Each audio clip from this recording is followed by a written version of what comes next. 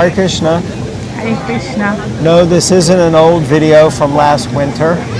All of a sudden the temperature has dropped here in New York. Bhava Bhakti is saying, why is everyone dressed like it's winter? And I'm like, because it's like winter. Especially considering, just the other day it was like almost 80 degrees Fahrenheit. And it was wonderful. And now it's like, you gotta wear your hat and put your hood up and wear your hoodie and your jumper and everything like that. Anyway, we're here in Washington Square Park and there are no drummers, no bagpipe players, no break dancers. That's right, there you go. And we're gonna read. So, where are we reading from? Canto 4, chapter 22, text 4. Om Namo Bhagavate Vasudevaya. Om Namo Bhagavate Vasudevaya. Om Namo Bhagavate Vasudevaya.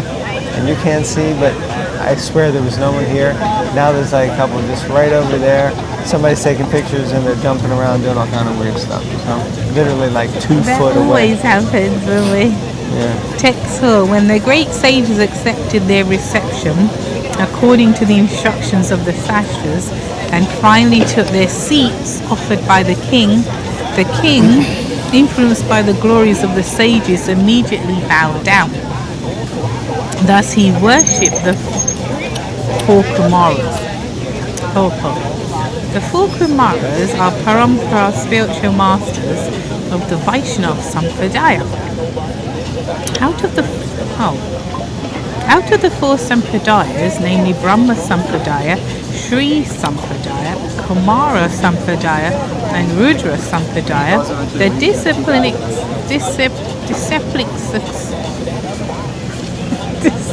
succession of spiritual master to disciple, known as the Kumara Sampradaya, is coming down from the 4 Kumaras. Makes sense? So Prithu Maharaj was very respectful to the Sampradaya Acharyas. As it is said by Srila Vishwanath Chakravarti Thakur, Shakshat Daritvena Samasta Shastrai.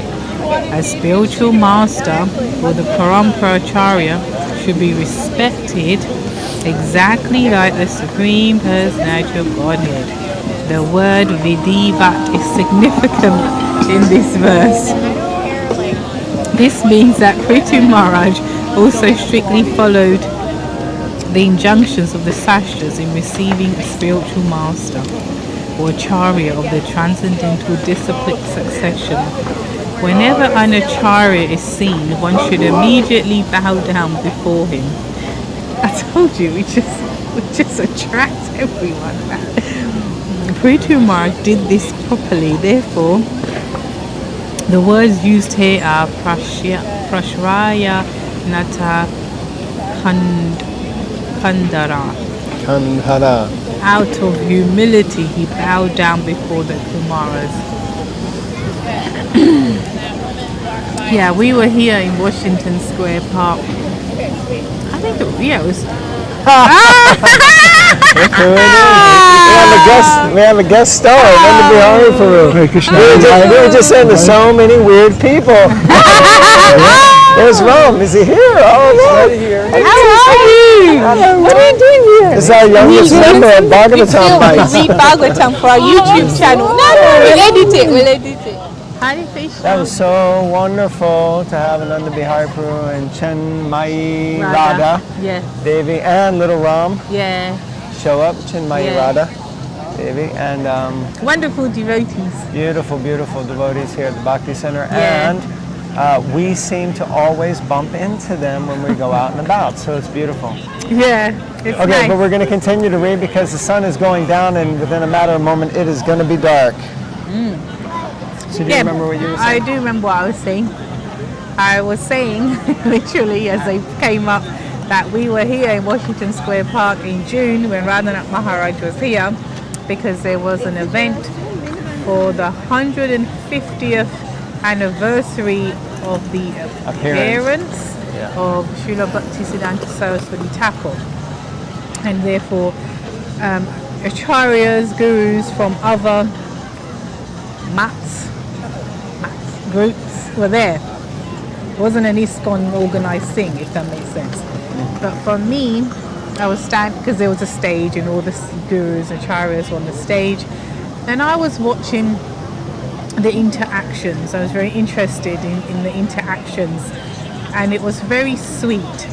It was very, every time someone came to come up the steps and sit, the devotees who are, elder in age as well, and also, like I said, from different they were all from branches, different branches of the Gaudiya Math. But they were hugging each other. If possible, they would actually pay obeisances on the ground. Some of them were too old, but they tried, and it was very sweet to see. So the reason I'm mentioning that is because in the purport, Prabhupada is stressing about how we offer respect to an acharya. And in particular, Sampradaya Acharya. Yeah, and so Prabhupada's taken the time to explain that there are 4 sampradayas, and it's not that, this is my line and that's it. That scene on the stage could have been very different actually, and someone could have been like, well, I'm a disciple of Prabhupada and he took the order of Bhaktisiddhanta Maharaj, what did you do, and Hare Krishna, It felt very united, because we're all part of the same, like cousins, it felt like that under the great-grandfather. So, and just that point that, we should offer respect. It doesn't mean, and as Prabhupada stresses often in his books, don't mean you listen or that you should listen. You don't need to start reading other books. He said, Prabhupada said, even if you start to hear from my God brothers, just a little slight difference can and will affect you. But it doesn't mean you don't respect them and offer respect, if that makes sense, Yeah. And I think that's a really nice cultural thing, very nice. Beautiful. Okay, so we'll read one more. It's getting cold, getting dark, and getting late, so we're getting on. Text number 5. After this, the king took the water which had washed the lotus feet of the Kumars and sprinkled it over his hair. By such respectful actions, the king, as an exemplary personality, showed how to receive a spiritually advanced personality. Okay. Purport. Sri Chaitanya Mahaprabhu has said, Apani Achari Prabhu Jivera Shikaya. It is very well known that whatever Sri Chaitanya Mahaprabhu taught in his life as Acharya, he himself practiced. When he was preaching as a devotee, although he was detected by several great personalities to be the incarnation of Krishna, he never agreed to be addressed as an incarnation. Even though one may be an incarnation of Krishna or is specially empowered by him, he should not advertise that he is an incarnation. People will automatically accept the real truth in due course of time. Interesting point. Prithu Maharaj was the ideal Vaishnav king. Therefore, he taught others by his personal behavior how to receive and respect saintly persons like the Kumars. When a saintly person comes to one's home, it is the Vedic custom first to wash his feet with water and then sprinkle this water over the heads of oneself and one's family.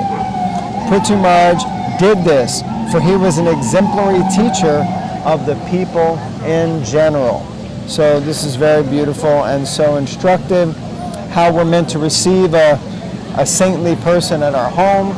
Of course, we discussed this the other day, that it might be that the saintly person isn't really into having his or her feet washed and you sprinkling the water, or what to speak of drinking the water, but that's the custom.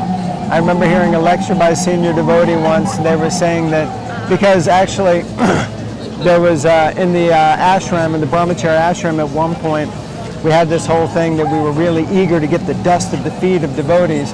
So sometimes it would literally be like wrestling matches, and you wrestle the devotee down and you would rip the socks off, and we would sometimes run the socks under water and drink the water and take their feet and rub it on their head, and sometimes devotees would get really upset, believe it or not.